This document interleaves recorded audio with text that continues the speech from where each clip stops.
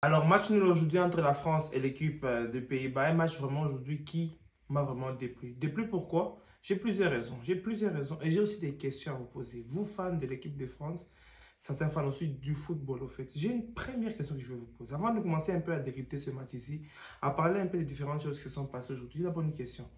Est-ce que vous pensez que Didier Deschamps est encore le- la personne qu'il faut pour l'équipe de France? Est-ce lui le capitaine qu'il faut pour cet avion de l'équipe de France qui essaie de s'envoler pour chercher d'autres étoiles, mais aussi pour chercher des titres continentaux? Dites-moi un peu. Parce qu'à partir des choix que j'ai vu des Deschamps aujourd'hui, je me suis posé plusieurs questions. Beaucoup de questions. À partir des changements, à partir même du style de jeu, même à partir aussi de différentes options qui sont adoptées par l'équipe de France, je me suis posé plusieurs questions aujourd'hui. Dites-moi. Dites-moi, parce que moi, je pense que j'ai une réponse, mais je n'ai pas envie de l'exposer aujourd'hui. Je préfère juste que vous puissiez me dire, est-ce que vraiment il est encore dans la situation? Alors aujourd'hui, la France ne s'impose pas contre l'équipe du Pays-Bas. Pire même, ils ont presque failli être battus sous un but de Xavi Simons qui pose polémique avec leur jeu. Mais la France aujourd'hui a fait un match quand même assez décent. Assez décent pourquoi? En matière de construction de jeu, en matière de jouer les ballons en quelque sorte, la France a fait quand même du football. Parce que les Pays-Bas, certes, sont pour quelques occasions, on se rappelle tous encore de la chevauchée de Frimpong. Frimpong qui a accéléré, qui trouve Mignon juste quelques secondes après le début de la première période.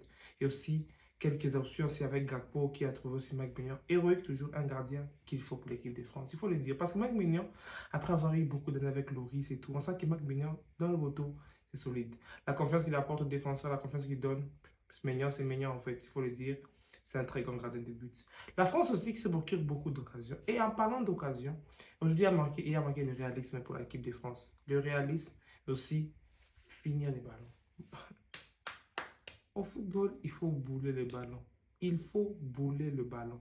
Rabiot, l'action que tu as eue, là, il y a trois questions à se poser. C'est soit, est-ce que je tire avec un pointu? Est-ce que je fais un plat du pied ou est-ce que je boule le ballon? C'est la seule question que tu dois te poser dans ce genre d'action ici. Une action comme ça que tu y as, Rabiot, tu n'arrives pas à l'idée de bouler le ballon. Tu veux passer. Et la passe que tu fais, tu mets ça à Griezmann presque. Griezmann est en train d'avancer. Griezmann perd même presque l'équilibre à cause d'une de ces passes qui était vraiment médiocre, morbide.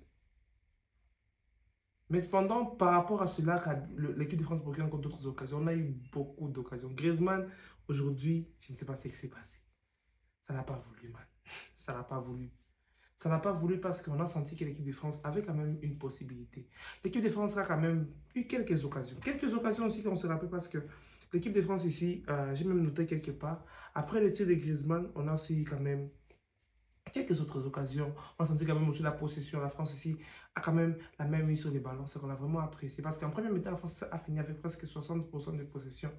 Quand même, il faut le dire, il faut l'encourager. Quelques tirs cadrés aussi pour l'équipe de France. Pour les Pays-Bas, c'était pas vraiment ça. On a senti que. En fait, je pense que la bête des Pays-Bas, de la France. Parce que les Pays-Bas, ils sont là, quand ils rencontrent d'autres équipes, ils ramassent 4-0, 4-0. C'est ça les Pays-Bas. Ils ne blaguent pas quand il faut jouer contre les autres. Ils ont tapé le Canada ici 4-0 comme des enfants. Ils ont tapé des équipes 4-0 en match amical. Mais là, c'est l'euro. Ce ne sont pas les amicales. Ronald Koeman, on te connaît. Aujourd'hui, toi aussi, Ronald Koeman. Je ne sais pas. Mais tu as une très belle équipe, mais il y a des choses. Il y a un dynamisme qui manque dans cette équipe ici du pays. Il y a un dynamisme qui manque.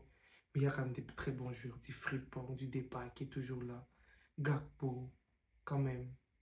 Sur des très bons jeux, une très bonne défense. Et en parlant un peu de ce match, je vais féliciter un peu la défense. Parce que la défense aujourd'hui, les deux défenses, les deux, Saliba, très très bon choix.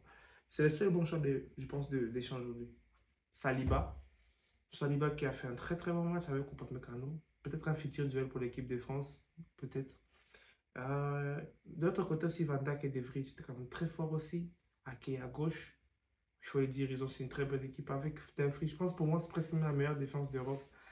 S'il faut dire, mais aujourd'hui, ils ont été vraiment très très menacés. Très très très menacés par ces gens ici. Et il n'y avait même pas Kylian Mbappé.